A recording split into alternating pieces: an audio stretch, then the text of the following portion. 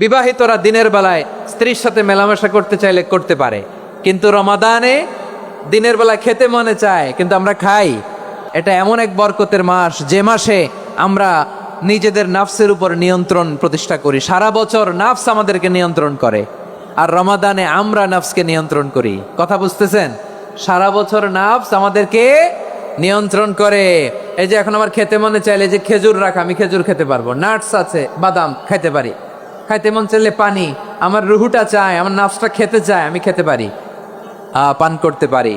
তৃষ্ণায় গলা ফেটে যায়, গলার ছাতি ফেটে যায়, কিন্তু এক ঢোক পানি কি আমরা গিলি?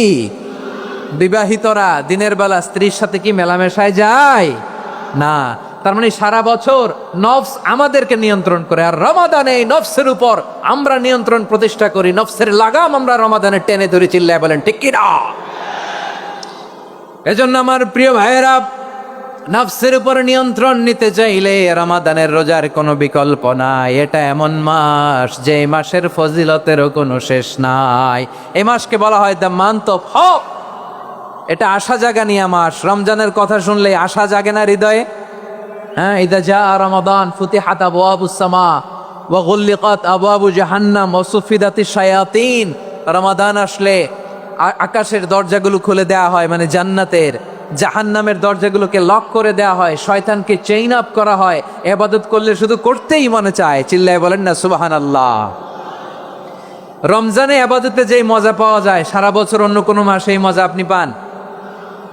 আমার চাঁপাইনবাবগঞ্জের ভাইরা আওয়াজ করে বলেন না, রমজানে ইবাদতে যেই মজা অন্য মাসে এটা পান?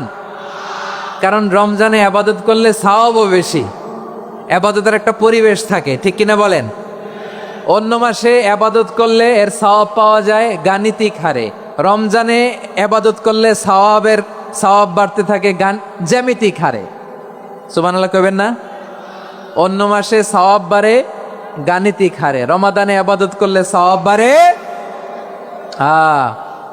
কিভাবে জ্যামিতিক হারে বাড়ে দেখেন। রমাদানে একটা নফল করলে ফরজের সমান সওয়াব, একটা ফরজ করলে 70 থেকে 700 গুণ সওয়াব।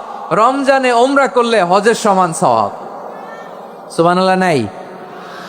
দ্য মান্থ অফ হোপ, আশা জাগানিয়া মাস। এই মাস আমাদেরকে হোপফুল করে, আশাবাদী করে। রমাদান যেমনি দ্য মান্থ অফ হোপ, আশা জাগানিয়া মাস, এট দ্য সেম টাইম এই রমাদান হচ্ছে মান্থ অফ ওয়ার্নিং, একটা ওয়ার্নিং এর মাস। নবী যেমনি আশা জাগাইছে, আবার ওয়ার্নিং দিয়েও গেছে, খবরদার